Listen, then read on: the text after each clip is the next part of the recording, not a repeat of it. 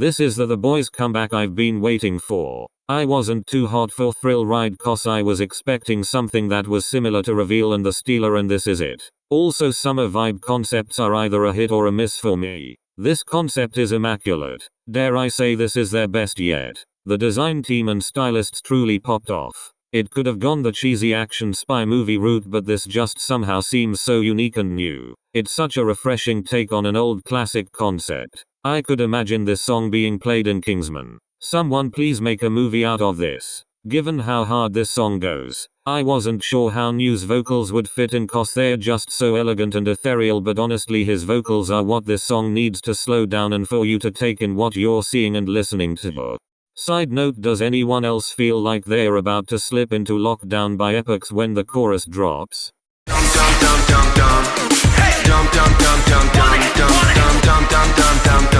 This song knows how to control its energy so well, never feeling too slow or too abrupt, and that's what I admire the most about their songs. The raps are so full of energy. Their bridges are golden as always. Speaking of bridges, I've always thought that Dongjian had great vocals, but something about this song is making me fall head over heels for it. That dance break left me so shook. Like for real, Kyungho did not have to go that hard. The pre-chorus is so exquisite and builds up the perfect momentum for the chorus. However, I don't really vibe with the chorus. It just isn't for me, but that's all to do with my personal taste. It's cool if you'll like it. In my opinion, this is their best styling ever and their best music video. Then again, any music video that has a group performing in the rain is top tier in my eyes. I gotta say, I was actually expecting them to come out with a song like this after Magnolia and think it's almost like an upgrade of what they were going for with their debut.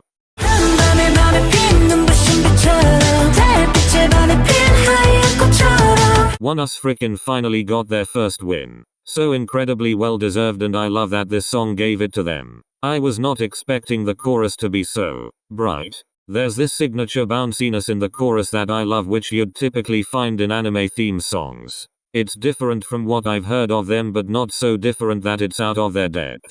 It's so different from the music that's come out this year, yet it's so nostalgic of old K-pop. It gives me strong Vix's Shangri-La vibes. I'm not usually one for green screen music videos and normally prefer build sets, but hot damn, this music video is so majestic and glorious. It's probably one of my favorites of the year. Every time I watch it, my mouth always falls wide open in awe of how beautiful it is. This song outdoes No Diggity and Black Mirror for miles. And what's so crazy is that in comparison to those two releases, Luna is so simple yet it contains so much impact and beauty. Not saying their other 2021 comebacks lack those, it's just in comparison that they appear to lack.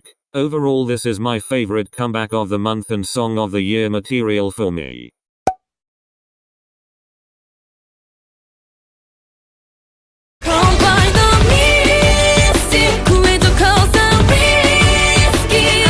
I'm a huge Wallwall, so I was excited and had high hopes for this group. Safe to say I'm gonna be keeping my eyes on them. I love the Nancy Drew vibes from the album cover. They're kinda going for a cross between dark fantasy and teen crush in terms of the concept and song. Whoever that girl is who did the flip is insane and I love her. It's different and definitely unique, but there's also that inkling of familiarity somewhere that I can't seem to place my finger on. It reminds me of J-pop in some aspects too. Love the song, but I wish the chorus went 5 to 10% harder to live up to the momentum that's built up in the pre-chorus. Side note, I love how their company's boy band name is Lucy and their girl group is Billy. So cute. Also, I'm so excited for Xion to join the group in their first comeback.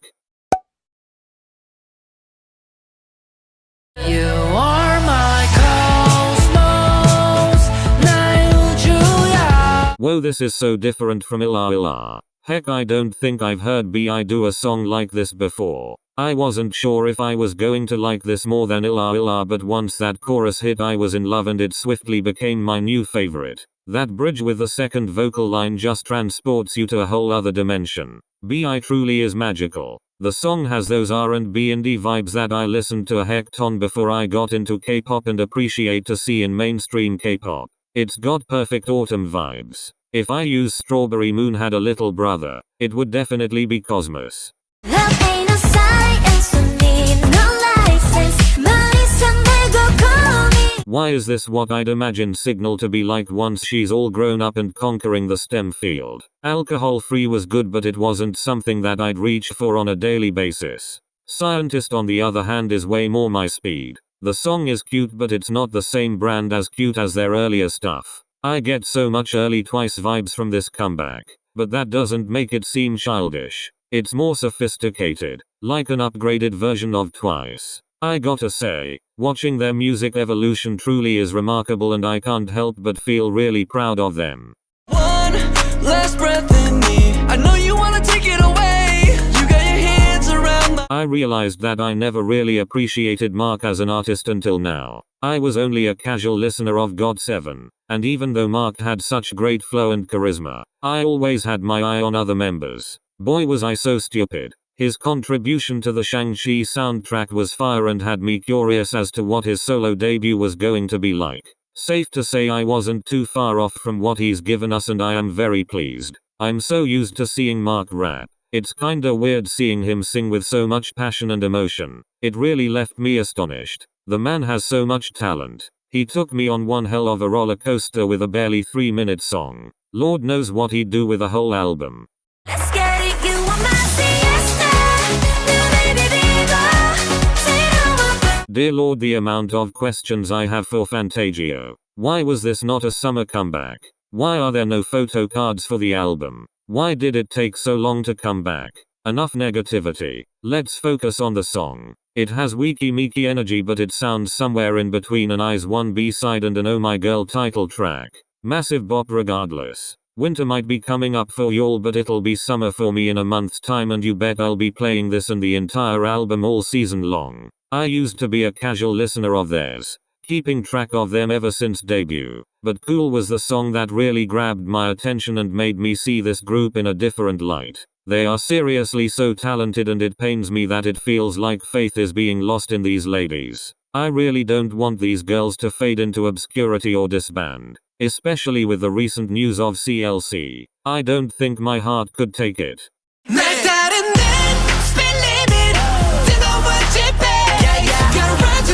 I'm used to Monster X going hard in their songs, but I was not ready for the energy level to already be at 100 when it started. I've said this before, but it is really hard to be disappointed with a Monster X comeback. There's just something about this song that drags you in and gets you feeling hyped no matter how tired you are. Why does the styling look like a mashup of NCT 127's Punch and Sticker? Though it pains me to only see 5 of them. This is probably one of my top 3 Monster X title tracks of all time. I love that whistle they use. Along with the electric guitar riffs, it suits the cowboy concept so well. The juxtaposition it provides against the marching band drums and claps is so satisfying, and what helps elevate this song to being more than just a loud song. It's a hype anthem masterpiece. Side note, I love Joohyun's adorable space buns hee.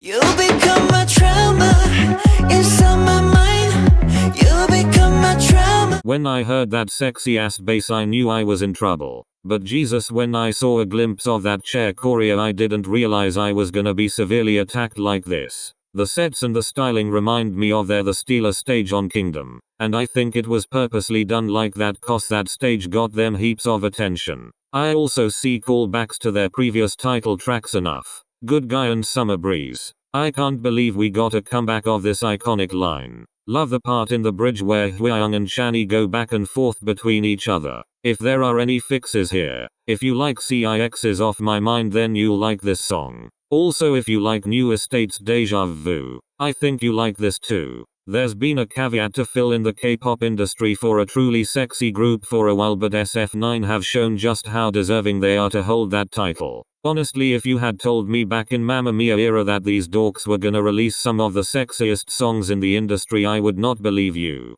But then again, these guys are AOA's little brothers, so how did I not see this coming? I mean, I know they released Now or Never and Enough soon after, but I only took it as them being experimental cause at the time they were always switching up concepts every comeback.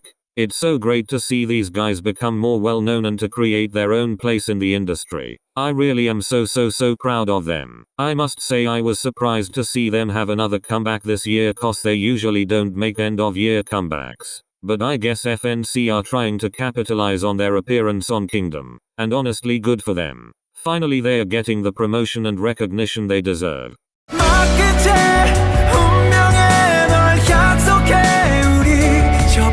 If this month wasn't perfect enough with a ONEUS comeback, we were graced with their brother ONEWE in this masterpiece. This is Regulus and a book in memory's child. No further discussion necessary. It's not a ONEWE bop without Yonghoon belting out those otherworldly high notes, Kanghyun absolutely shredding his guitar and me feeling so many goddamn emotions. I swear to God, the amount of people who've never listened to ONEWE or just bands in general are missing out on so many musical gems. Side note, I can't help but feel there's something connecting Luna and Star together. They both convey a tragic love and both bring me to tears with how beautiful they are.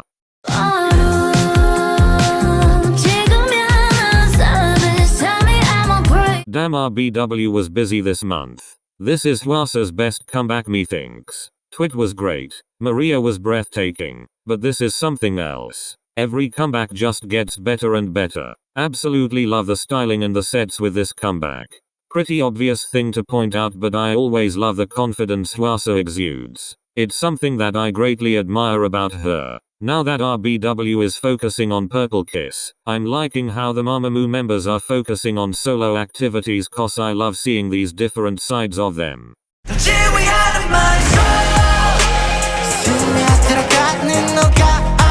I've already done a review of this comeback, so check that out if you want to hear more of my thoughts. The mood spoiler and visual film gave me atti's energy, specifically their Fever series title tracks. I love the whole conductor maestro motif both in the lyrics and the instrumentals. It brings a different interpretation to the name of the title track, which I dig a lot. This is one of Shin's best looks. Nay, his best. All of them looked so fire this comeback.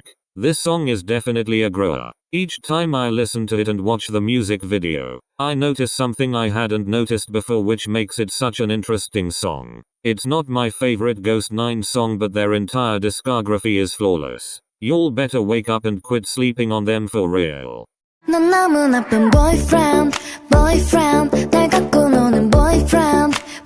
Finally they're back. From the name of the title track and based on what their previous song was like, I thought they were going to do something like Wiki Miki's debut track and was a bit worried cause that song isn't really my jam. But this is something that I wasn't expecting and is something that I vibe hard with. People might say it's too slow or one-noted, but I don't see it that way. I find it fun and chill, and I am loving the switch up in sound and concept. I can't help but feel like I'm watching these girls grow up. This is definitely my favorite title track of theirs. The vocals are so clear and perfect. I admit that I think this sounds like it could have been a B-side, but is that really a bad thing? Also, minimalistic title tracks are a trend these days, which I've come to like.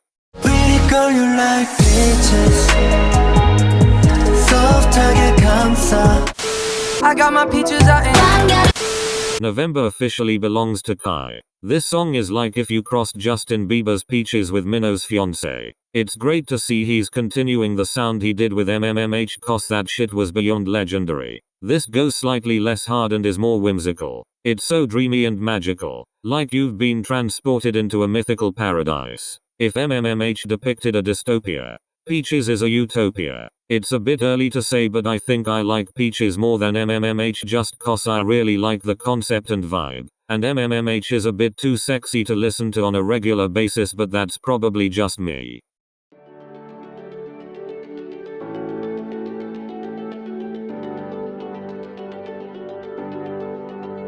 짙은 어둠 속에 혼자 길을 찾아 헤매이던 나 문득 고개를 들면 하나 둘 날 비추는 별들이 보여 난 이제 너를 따라가 널 향해 날아가 아득해 보였던 널 작은 빛들이 내 곁에 다가와 이 넓고 넓은 우주 환하게 날 비춰준 너를 만난 거야 이건 운명인 거야 끝이 보이지 않는 긴 어둠이 두려워져도 괜찮아 또 네가 내